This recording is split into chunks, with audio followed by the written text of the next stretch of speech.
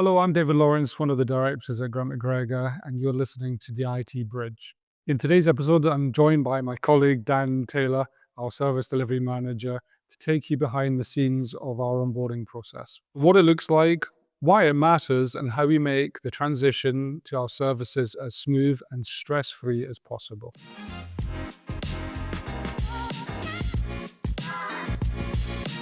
Morning, Dan. Morning. So thanks for joining us. I think you've joined us from the Sheffield office. Yeah, a quick train you up this morning. Good, good. So we're going to talk about onboarding. Mhm. So I think the first obvious question is, why is the onboarding such a crucial part of working with a managed service provider like Grant McGregor? Yeah, so the most crucial part of the onboarding process is getting to know us as Grant McGregor. So from the outset, you know who you're dealing with. You know that the experience you're going to have, you know the technical ability we're going to have, and you know from start to finish, it's going to be a smooth process. Yeah, and I think that's critical, isn't it? Like getting that early confidence and Yeah, trust exactly. Yeah, of the new customer that has had those awful bad experiences of IT, and they're suddenly jumping across to us. yeah. It's kind of that process of making sure that they know they can trust us from the outset. And once they have that conversation initially, they know straight away that actually we're going to do everything for them to the best of our ability. What would you say, Dan, are the most common challenges facing customers switching from their existing IT provider over to us? And how do you think we can overcome that? The dealing with the previous IT company, and it can be really smooth. I'm not saying that's always the problem, but our experience in doing this and taking a lot of customers over in the last 12, 18 months, for example, is that previous IT not being so willing to give us information or not having the information that the customer expects to have. And what we try and do from our point of view is take that stress away from the customer as well. So the onboarding process, the whole point of it is that we're here to do the legwork for you. So you introduce us at the start to the IT company, and we will then let you sit back and do your day-to-day job, and we'll do the work for you. So we'll speak to the IT provider, we'll gather the information from them, we'll test it all, make sure it's working, and we'll put together a kind of a profile of your business and make sure that when we come to the onboarding day or the onboarding weeks or however you choose, goes as smoothly as possible. And if there's yes, there might be some things we need to get you involved in, but actually we try and take the most away from you. Yeah, and I think you're right. It's our job to remove that headache from the customer through that transition across to us. Mhm. And I think what you said earlier about, I would suggest the majority of the time when we're onboarding new customers, their anxiety of, how will my IT keep working the day after it moves to Grant McGregor? What happens to my old provider? Will they hand all over that information? And I would say the majority, if not all the time, that is a smooth transition across to us.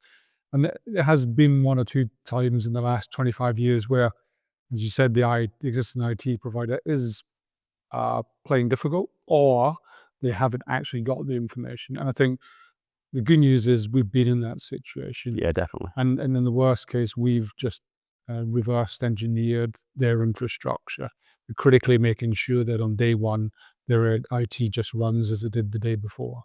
Yeah. We're talking about customers and on being onboarded to us. Some organizations, some new customers that have never worked with a managed service provider before. What would they expect from that onboarding journey to us? And I suppose, does it differ, or how does it differ from an IT person in house? I would say it's the Grant McGregor team as a whole. And what I mean by that is we're not just one or two people that work in IT and have got the same ideas and you can only ask the same person the same question. We are a separate from the organization, but also part of it at the same time. So we're there for any question. So, you might have an IT question. Obviously, that's what we're there for. That's our bread and butter. But in terms of, can you help us with this particular tool? We're looking at automation. We're looking at AI. We want to do some cost savings here. We look, different tools.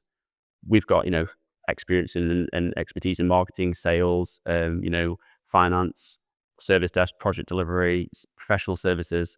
So we're not just there for the IT, we're there for everything. And so having a managed service provider means you can ask any question at any point and we'll welcome that, and that's what we're there for.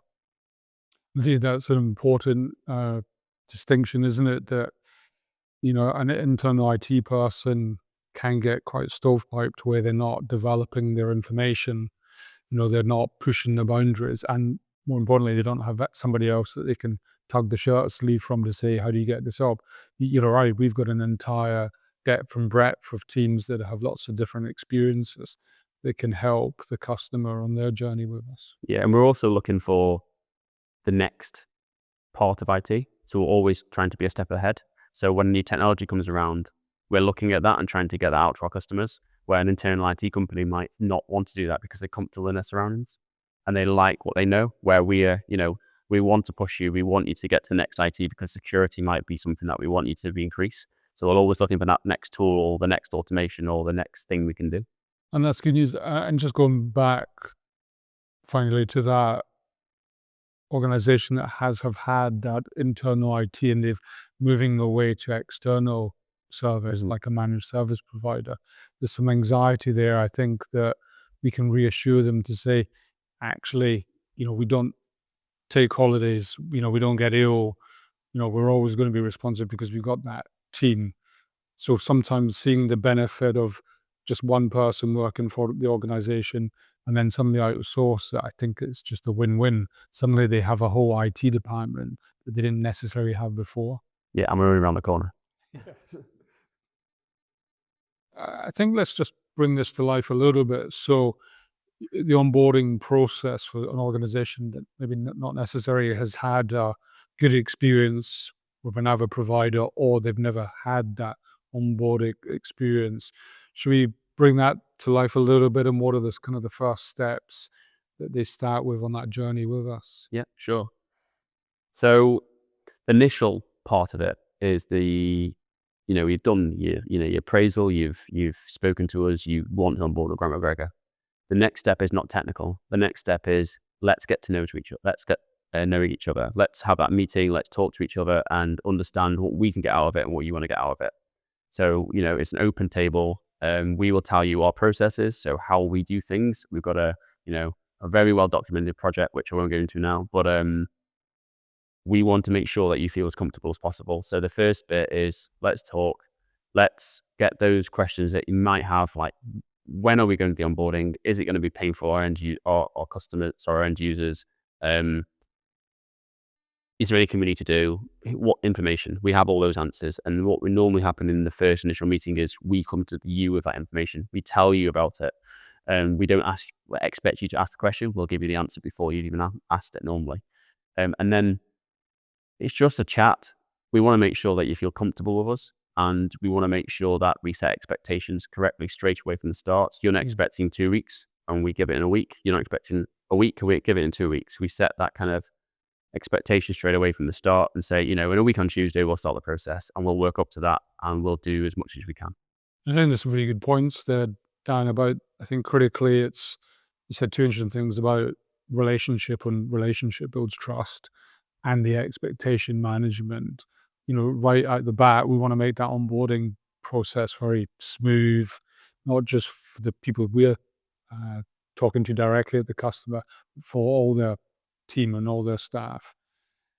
And, to get that on a sound footing, the expectation is really important. I think that's a really vital point, that we're not moving at rocket speed when they actually just want to take their time, or we are moving fast when they want to move fast as well.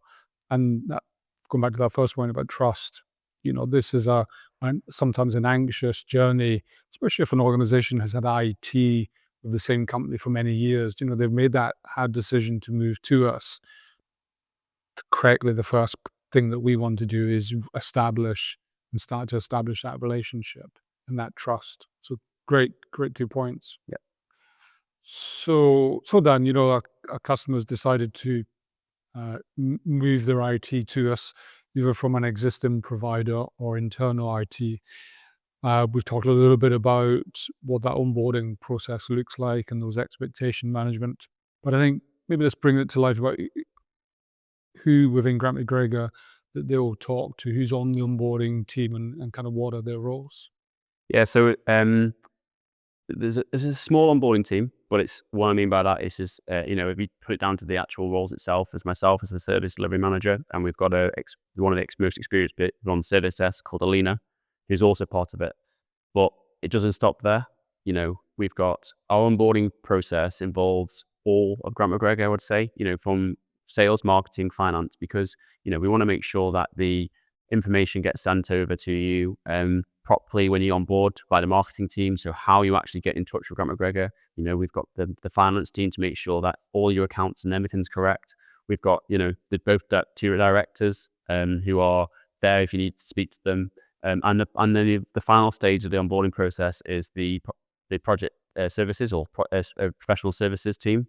And that's where they look at that while the process is going on to make sure that when you come to do the final steps in the onboarding process, they can straight away jump in and start looking at what you need to do for the future. So strategy reviews, business reviews, etc.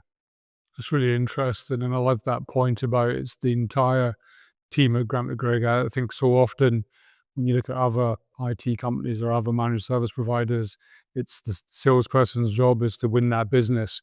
They hand it over to technical, and the customer never sees that salesperson again. Or in some cases, they have an account manager that is not aligned to the expectations of what the salesperson has set.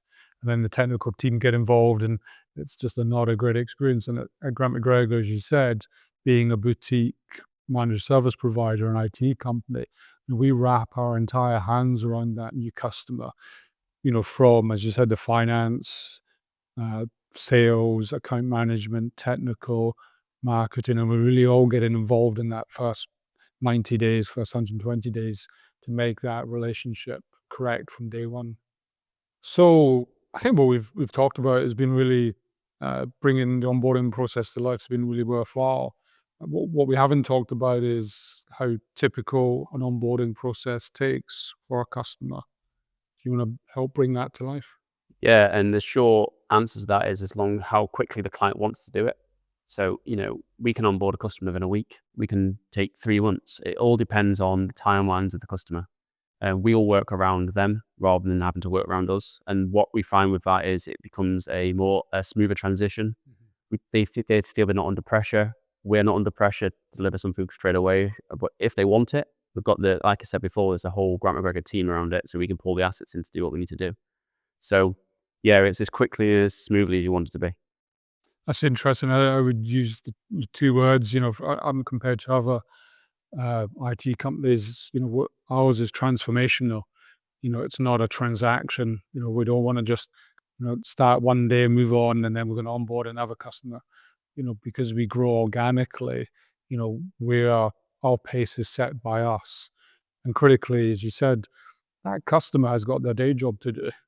They're busy doing their things. They want IT to work as soon as we onboard them. And I love that, we work at the pace that they want to, and we'll guide them, and we'll push back occasionally when need be, just to make sure that it does get finished. But, it is in the hands of the customer. Dan, we've talked a little bit about what the onboarding process looks like. Talked about some of the timelines and the customer's expectations. Let's try and bring that onboarding process to life a little bit further. So what are the milestones, or what does that look like? So the first milestone, and probably the most important one, is meeting the client. Right. So that is the initial meeting, having that conversation with them and having everything on the table, making sure they understand the process of the onboarding. The second milestone, I would say, or the second most important one, is gathering that information from whether that's an internal IT company or a current MSP that they're using, or they might not even have an IT. And that is the bit where we have to try and guide them through it and take the pressure off them. So we'll become the person who does that communication for them. And the next step is, I think, the most interesting bit I enjoy the most is the onboarding day. The onboarding day to me is nothing technical. I don't want to be there in the cupboard and looking at a server. I want to be in the room with everybody. I want to be getting to know the people and them to get to know us. So you don't just put it's not just a name, it's a face as well. And the idea behind it is that, they know then they can speak to Dan, they can speak to Alina about anything. So the onboarding day is, I would say, the crucial day.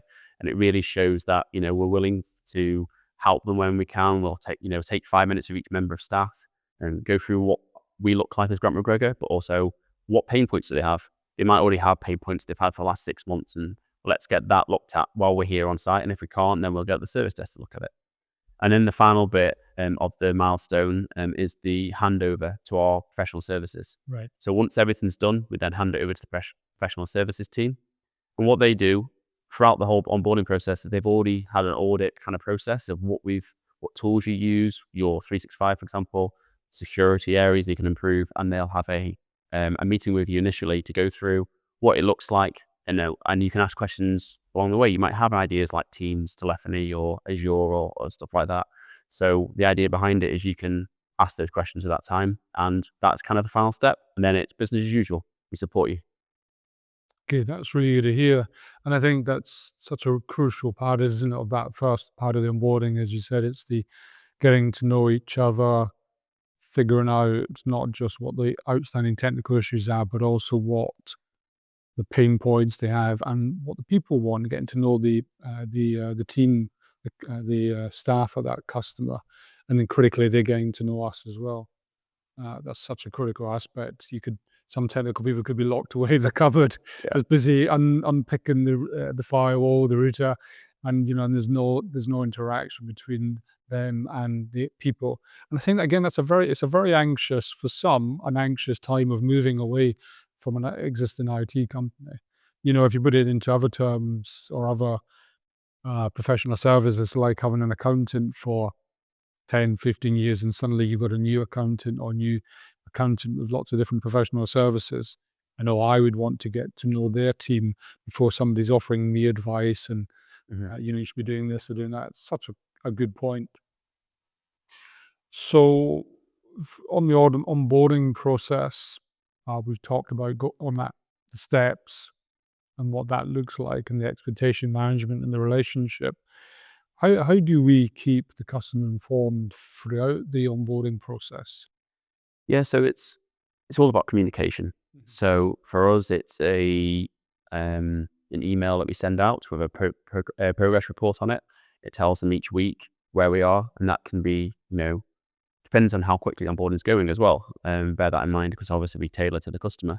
But each week we send around a progress report, and it'll tell them exactly where we are. And it might be nothing as well. We might not have moved in a week. The reason for that is there's nothing to do. We'll still let them know, don't worry, we're still doing the onboarding. We're still gathering information. We're still waiting on a third party or the old IT provider. But also, on every email we send, we have a link at the bottom that says book a time with me. And the idea behind that is at any point, any member of their staff or the new customer can click a link, book a time with us, have a Teams meeting, go through the process, ask any questions they've got. We want to make sure that we're always aligned. We don't want to make sure that they think we're here and we're there. We do this because we want to make sure they feel they're in control of the situation and we're in control of it as well. There's some good points. And I think that last one is about the customer being up to date, even if we're not doing anything or we're waiting. That's really important. But that alignment is critical because they have the opportunity to say, actually, I need to move a little bit faster, or can we move a little bit slower? And we have that ability that they can meet with us. We've talked about the people part of the onboarding.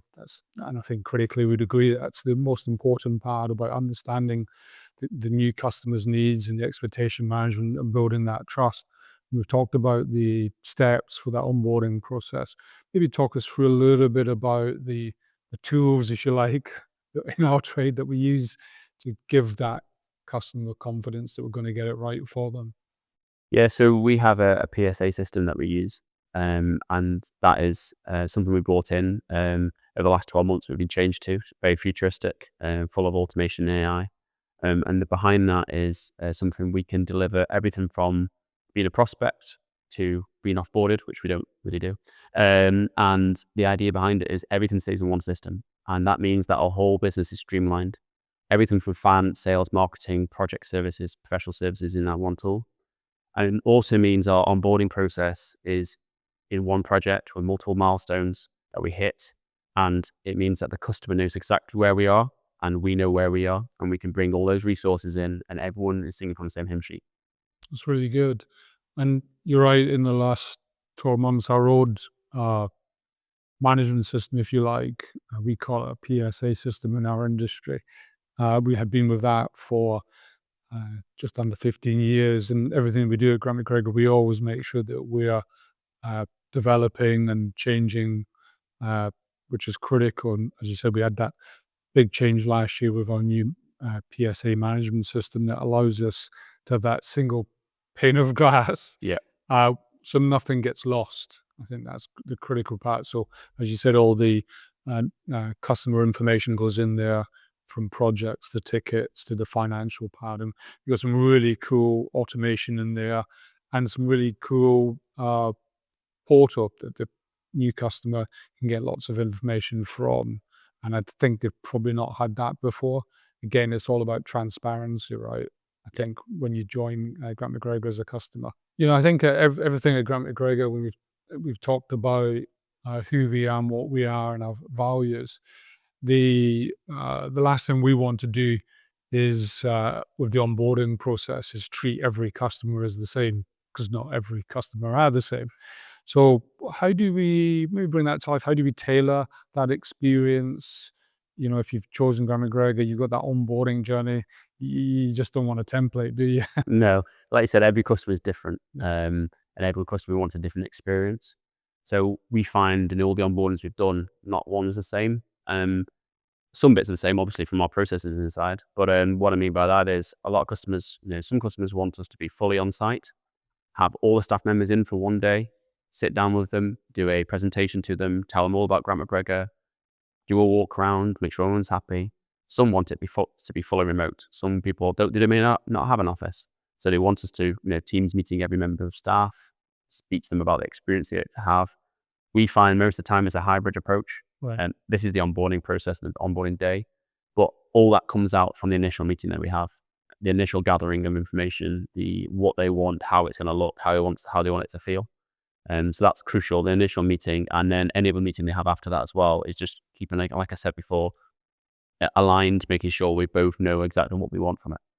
Some really important points, and I would add or expand we always give the new customer the option of us, as you said, to go out and actually present to their people, because we know that sometimes they've been with their existing IT company or IT internal for a long time, and we want to build that relationship and get everybody's confidence, and again, help that customer set the right expectation. I think that's such a critical part. So, we do color outside the lines. I think just that last point, the onboarding doesn't, as you said before, doesn't stop. It's organic. It will keep moving. We don't say, "Hey, you've been onboarded, and now you can just ping tickets to our service desk." It's that relationship, isn't it? That trust that we get right from day one, and then that always flows through the next 10, 15, 20 years of that life cycle of that customer, or hopefully more. Yeah. So we've talked about the onboarding and what that looks like, and I think earlier, Dan, you said that we have a process. Do you want to bring that to life a little bit? Yeah, so how we gather the information, the onboarding, is that we use our own systems, our own tools, but we also have something for the customer to fill out. So this is a kind of an encrypted document that we send out to customers, Right. and they can fill it out themselves. They can also send it to their old IT provider or internal IT to gather all the information together and put it into a safe environment for us to then pass that over to us for us to deal with. Yeah. But also, it's quite we found that a lot of the time when someone has that document, they then figure out things they didn't know of, and they then start thinking, okay, what about our internet, and what about our phone system? And they start gathering. So it becomes a kind of a tool for themselves to use as well. So we found the onboarding process becomes not just a document, but also an information gathering from them internally as well. That's good to know. And as you said earlier, it's we're not just pinging that across and expecting them to fill it in. It's very much that transformation. Though, some people are very happy with, I can get that information, or if they're doing their day job, we can help them get that information. Yeah. And actually, but a lot of times we will actually, with their permission, work directly, as you said earlier, with the IT provider. Yeah, and we've a lot of time as well. We've had a Teams meeting and gone through with the document with them. So some people don't know what a DNS is, or they don't know what it is, and some people on this might not know that is either. But we explain that to them, and then it pings in their brain, and they fill it out, and we can then do what we need to do with that. That's good. That's good to know that they're in a safe pair of hands then. So, talking about the onboarding experience, we've talked about what that looks and feels like. It's probably time that we maybe bring it to life a little bit with a story. How do you feel about that? Yeah, we had a client we onboarded over Christmas actually, and they were with their old IT company for quite a while, and they felt like it wasn't a experience they liked they had with their previous IT. And basically, what happened is we see all the time, right? Where you've got a lovely IT company to deal with, a bit like us, and then they get taken over or they get merged into a large company, and they go from being a company, a client, to being a number.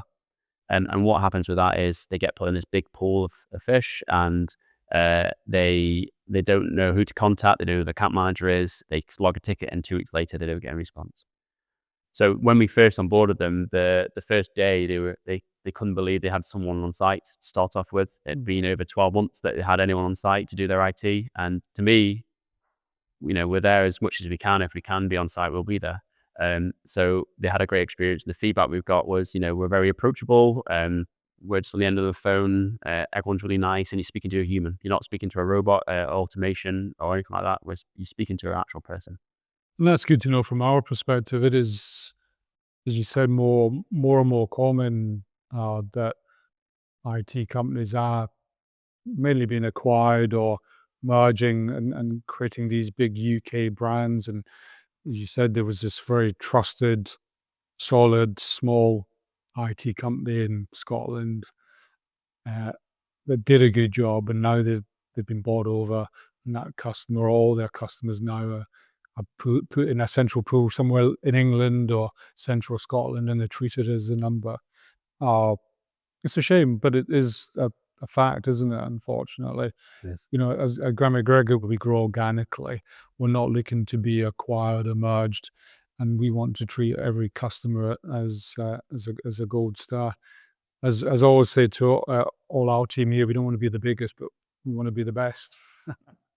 The onboarding for some, because they've not gone through it, or the last time they've gone through it, maybe it was a long time ago. There's a little bit of anxiety.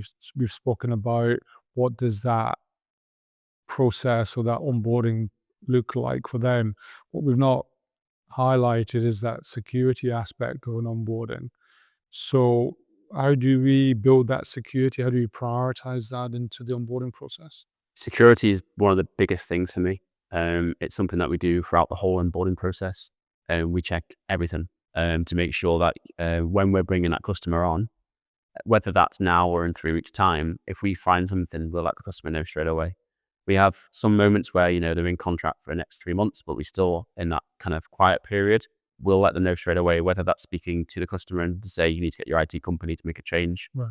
or whether it's directly with the customer to say you need to make that change. You'd be surprised for how many customers out there. I've got super admins, so with no 2FA on them, so multi-factor authentication, or their password is the company name and then the year they were acquired. It's incredible actually, and what we're trying to do straight away is make sure that basic fundamental security is done from the outset. Over the years, being very proud of being in IT for a long time, we're seeing the industry really mature. It's taken a long time.